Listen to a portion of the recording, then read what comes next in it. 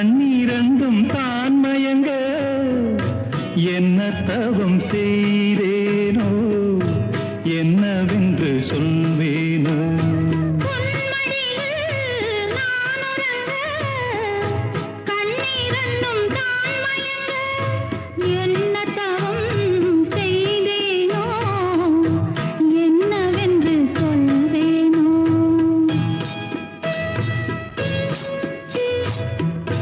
ஏழ் பிறப்பும் இணைந்திருக்கும்